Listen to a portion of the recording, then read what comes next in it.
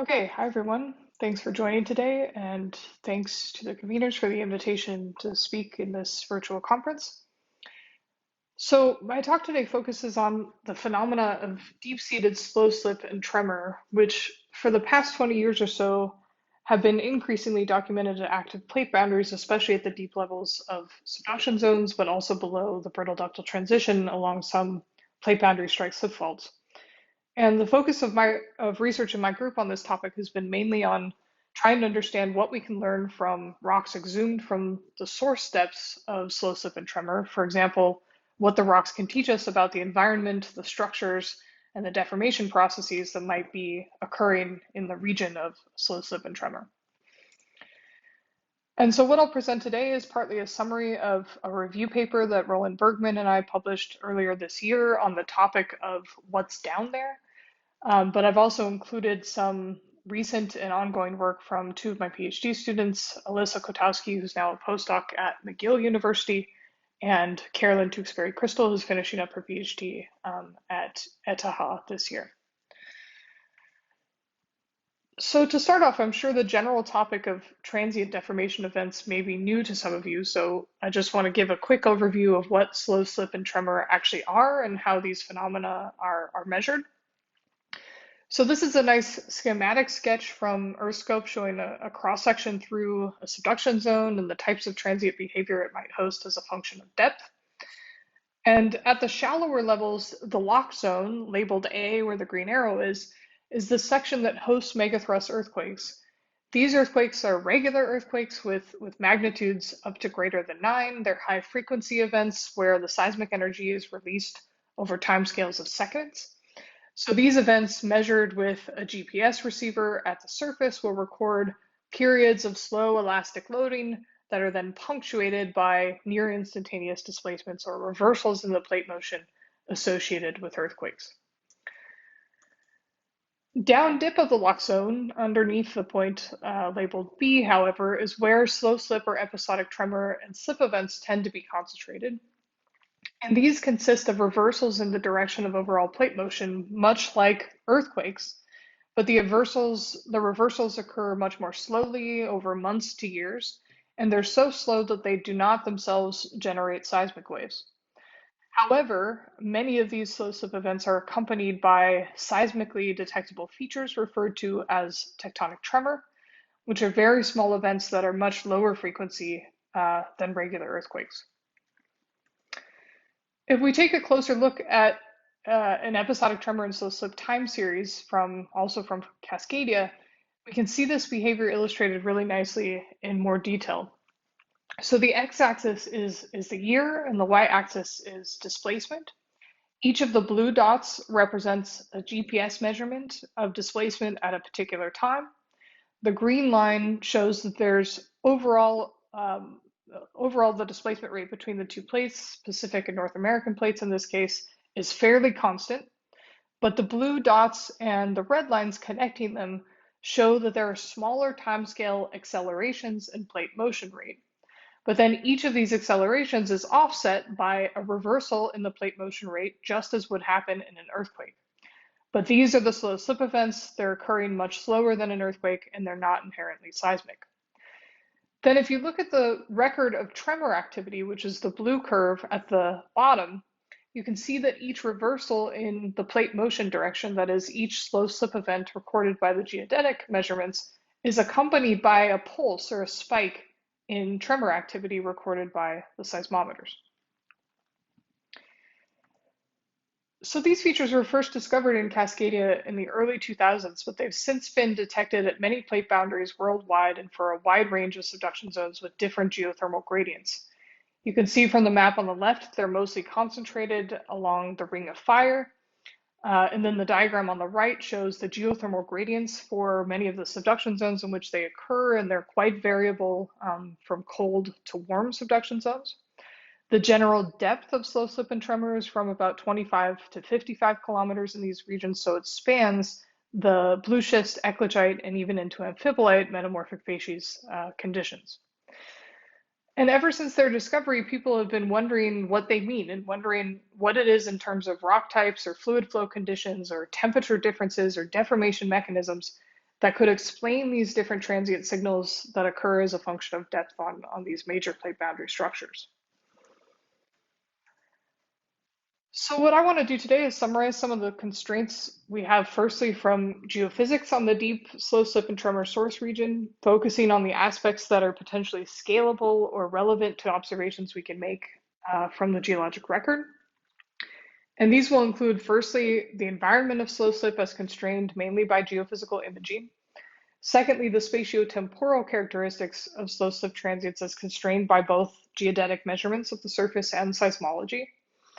And then I'll switch gears to considering what the rocks tell us, and I'll speculate on what some of the features that we see in rocks might correspond to in modern subduction zones.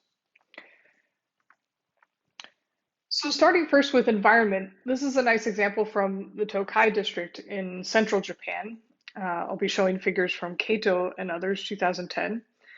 And the first thing to point out is just the spatial distribution of slow slip shown in the blue contours versus tremor or low frequency earthquakes shown in the green dots.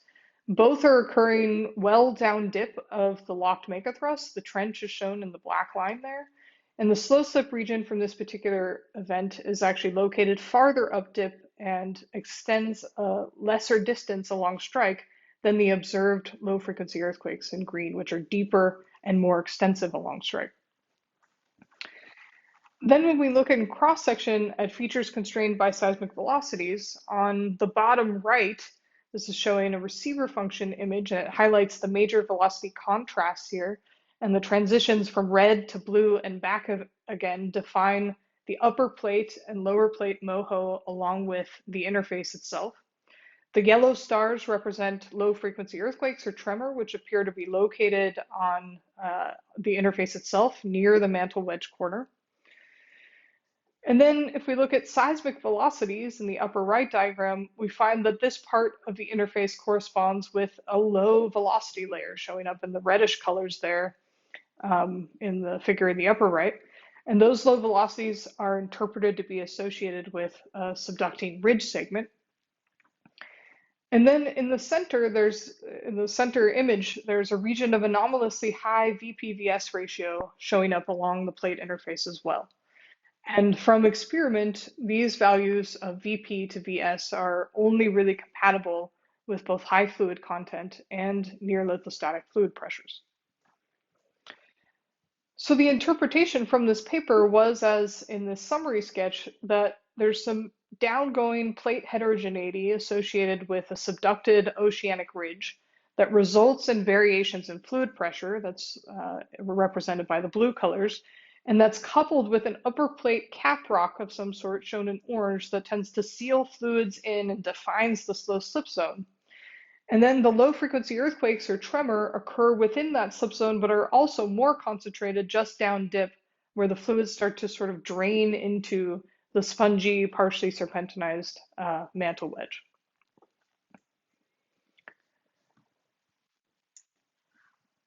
And an important thing to note is that the observations I just showed from Tokai of a correlation between slow slip and tremor and a low velocity zone with anomalously high VP-VS ratios is not unique to Japan, but it's also recognized in all other subduction zones that host slow slip and tremor events. Here's a summary of the estimated VP-VS ratios for a range of subduction zones, and you can see that compared to the low VP-VS regions or low Poisson's ratio observed in the upper plate forearc crust of around 1.6 to 1.7, the SST regions characteristically show much higher VP-VS ratios of up to 3. This is consistently interpreted to reflect both high fluid contents and high fluid pressures. So now let's look a little bit at some of the spatiotemporal characteristics. This is a nice plot from Michel and others for Cascadia with time on the x-axis and latitude on the y-axis.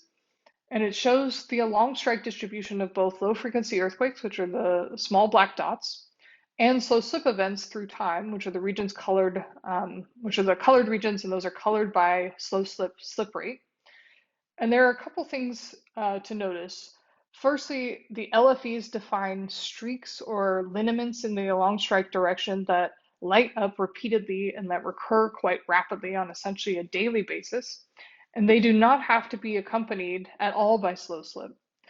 And then secondly, the slow slip events also define along strike streaks that repeat over time, but their recurrence intervals are longer, more in the orders of months or multiple months, and they're typically overlapping with or accompanied by low frequency earthquakes. So they don't occur alone, whereas the low frequency earthquakes can occur alone without slow slip. So then here's a figure from Armbruster and others, also for Cascadia events during the year 2003 to 2004, but zoomed in on some of the low frequency earthquakes distributions.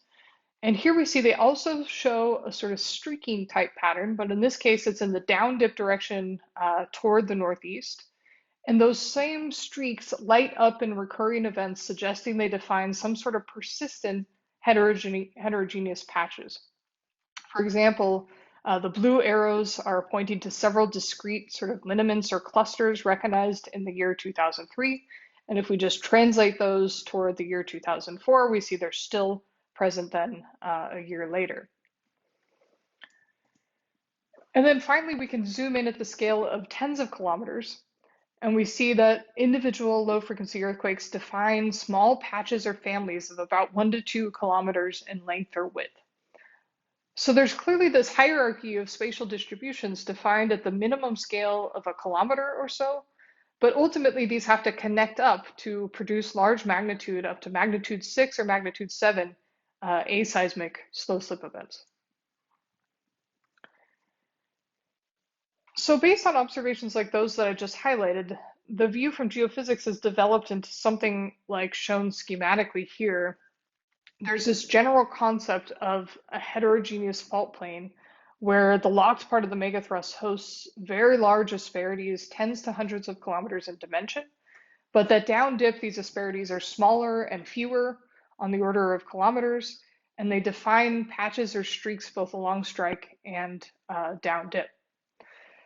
The low velocity and high VP-VS ratios estimated from the seismological observations suggest the presence of very fluid-rich and high fluid pressure environment. And the combined seismological and geodetic data indicate there are two distinct spatiotemporal event patterns. There's LFES, which represent thousands of seismically detectable events that recur daily. And then there's slow slip, which are these large aseismic geodetically detected events that are recurring on a monthly basis. So that's a very quick and, of course, oversimplified summary of some of the key aspects of slow slip and tremor from the view of geophysics in modern subduction zones. So then the question becomes, what comparisons can we make to the rock record, or what are some related questions that we can pose as geologists to try to better understand this interesting phenomenon? And so here I've tried to frame some of these key questions. When it comes to heterogeneity, we can examine the rocks to try and understand the typical length scales and types of heterogeneities that occupy the deep interface. In other words, what are the rock types that actually produce rheological and/or permeability contrasts? In terms of fluids, we can try to investigate how fluids are transported, how fluids become trapped such that fluid pressures can increase. We can even specifically try to estimate what components in the rocks might contribute to low seismic velocities and high VP-VS ratios, and to what extent fluid participates in that based on the rock record. And in terms of trying to match the spatiotemporal characteristics of slow slip and tremor, this is really the most challenging part because geologic features are notoriously difficult to interpret when it comes to rate. But we can at least look for examples of captured transient deformation processes or features that deformed faster than the background steady state, and we can try to speculate on how those events could scale both spatially and temporally with low frequency earthquakes and/or slow slip. So I'm now going to spend the next few minutes of this talk discussing some of these aspects from the geology, drawing from ongoing and published work. But I just want to point out that these are all really open questions at this stage and avenues of a lot of active and exciting research by multiple groups from different disciplines, and questions that I think remain open and are available for young people to get involved in. So first we can address this issue of heterogeneity preserved in the rock record. Geologic observations indicate that the deep subduction interface is a rich source of lithological heterogeneity, mainly due to the process of underplating, where fragments of the downgoing slab and potentially the upper plate forearc can become sliced off and accreted to the upper plate. And this seems to occur especially frequently in the deeper parts of accretionary margins. This is an example from numerical models that Jonas Rue and others conducted, showing how slices of oceanic crust and mantle can be slivered off, and the active interface can step progressively downward with time from one rheologically weak material to another structurally deeper rheologically weak material. And many different rock types become juxtaposed in this environment and sort of stranded in the upper plate, including sediments, mafic oceanic crust, and slivers of partially serpentinized mantle. When we look at these underplated materials on the deep interface and outcrop, we often find that these lithological heterogeneities produce pretty characteristic rheological heterogeneities, where strain is strongly concentrated into sediment or serpentine-rich shear zones or melange belts, because those materials are much weaker than their mafic counterparts. Here's a somewhat classic example from the blue schist and eclogite facies Monviso complex in the Western Alps. This is a schematic sketch map in the upper left and a cross-section through the complex on the bottom. And it shows how several multi-kilometer scale sediment, shown in light gray, mafic oceanic crust, shown in brown, and mantle slices, shown in green, are stacked due to progressive underplating.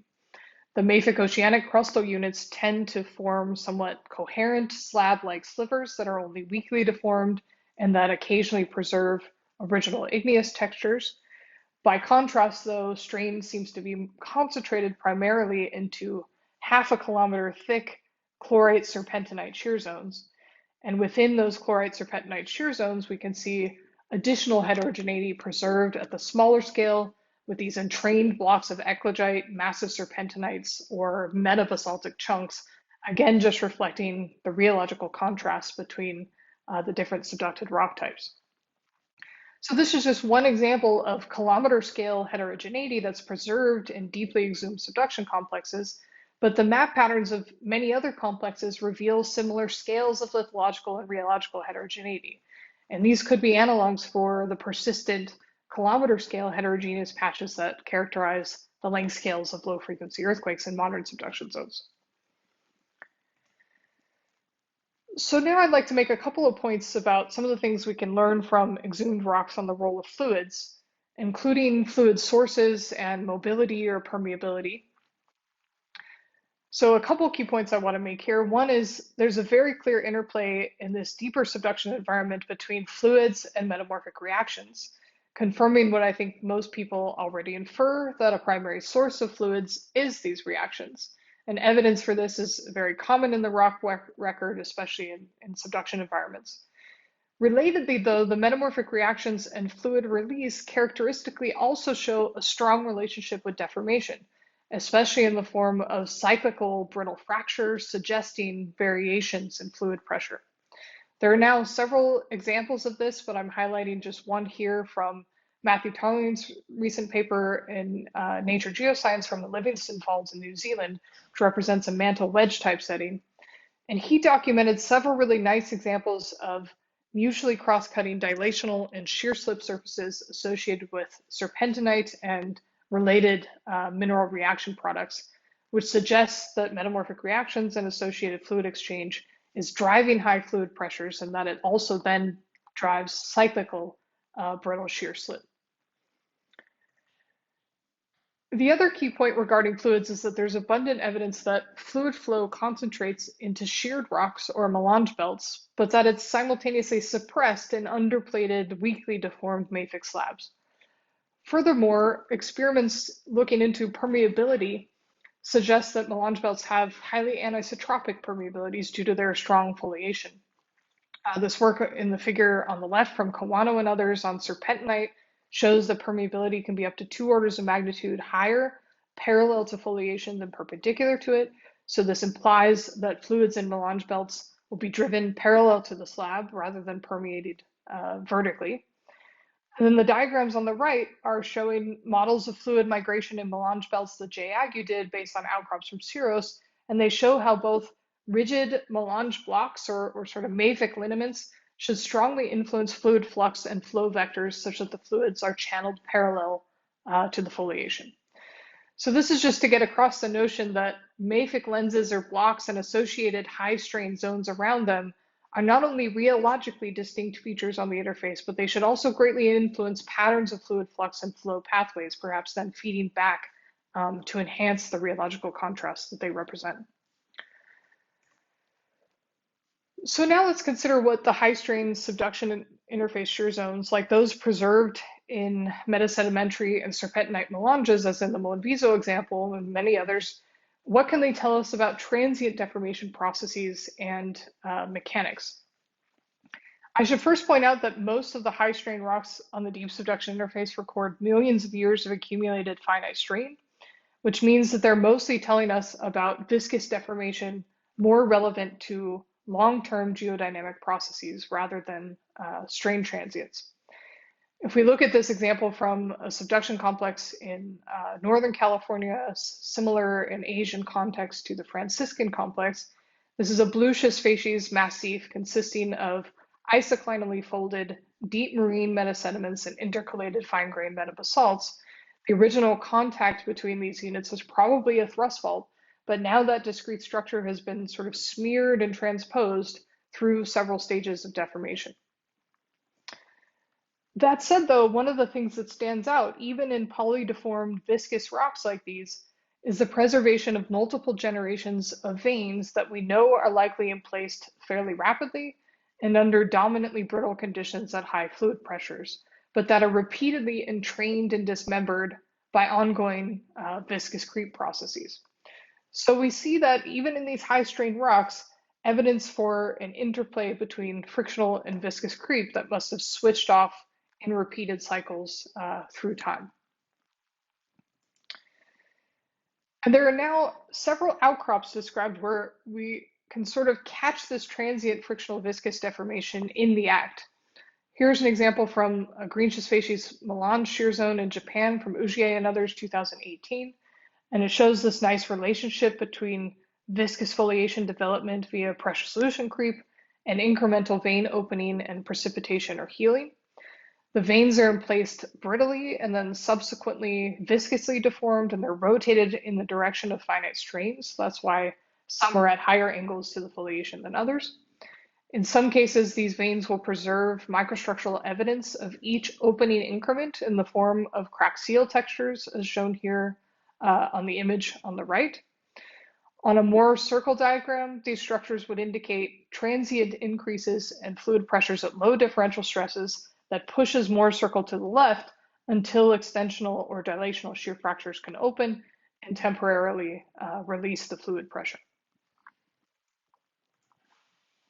We also see evidence for this same process of cyclical frictional viscous deformation even deeper on the interface of blue schist and eclogite facies conditions. Here's an example from Alyssa Kotowski's work on the cycladic blue schist unit on Syros Island in Greece. This is a block and matrix type shear zone where the blocks are all mafic eclogites and the matrix is fine-grained blue schist and quartz schist. And the eclogites are rheologically stronger, so they concentrate brittle shear strain both on their flanks and in their interiors. And the quartz veins highlighted here show the same types of incremental placement type features as in the Japan example, where veins are opened in the extensional direction perpendicular to sigma 1 and then are gradually rotated by viscous shear in the direction of finite strain. There's also evidence from this outcrop of simultaneous rather than alternating frictional viscous deformation. This image shows brittle dilational shear fractures that are developed in the rigid eclogites that then soil outward into the surrounding weaker matrix into more distributed viscous deformation. So one of the questions we can then ask in observing these transient brittle features is whether they scale reasonably with anything that seismologists observe in modern subduction zones. And one way we can attempt to answer this is to look at the components that define seismic moment, which include the amount of displacement and the area over which that displacement is accommodated. And source areas and displacements have been calculated for some modern low-frequency earthquakes, the results of which are plotted here, mostly from Cascadia events. And what this shows is that the source areas are typically on the order of 10 to the third to 10 to the sixth square meters, and displacements are generally between about 0.01 to 2 millimeters or so. And it turns out we can try to estimate these same values, displacement and source area, from exposed rocks or exhumed rocks. Displacement increments, of course, come from offset features, vein opening widths, and/or crack seal textures. These two examples highlight this nicely, both at the centimeter and millimeter scales. Now, of course, each of these features individually would have a very small source area, but they very commonly tend to occur in clusters or heterogeneous patches of much larger areas. So we can actually use the map scale patterns or measure the map scale patterns of concentrated brittle strain to estimate source area, and then use these displacement estimates to estimate displacement. I won't go into too much detail about how exactly we do this, but I'm happy, in the interest of time, but I'm happy to discuss it with people later.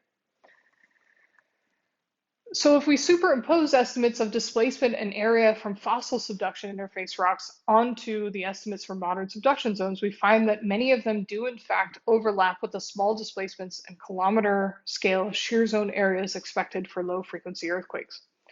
Of course, there are some features that record displacements that are much too large, like those in the upper right of this diagram. Perhaps they represent regular earthquakes, or perhaps they're recording multiple slip events on a single slip surface.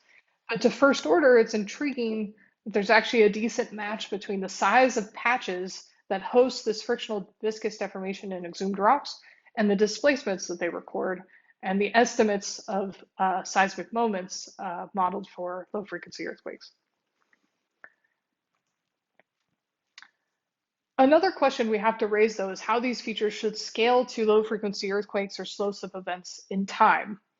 And although we can't really assess the slip rate on individual transient structures in the rock record, besides to say that they formed faster than steady state creep, we can at least consider that one of the primary rate limiting components of these frictional viscous systems should be the rates of mineral growth in veins. So there's some potential for correlation between recurrence intervals of low frequency earthquakes or slow slip events to vein precipitation and healing. This has been looked at for minerals such as quartz, both theoretically and experimentally, but from the literature that I reviewed, at least, estimates of healing times appear to vary by several orders of magnitude, from timescales of hours to timescales of years for temperatures representative of the deep interface. So this is a source of significant uncertainty and poor constraints that needs more work to resolve it.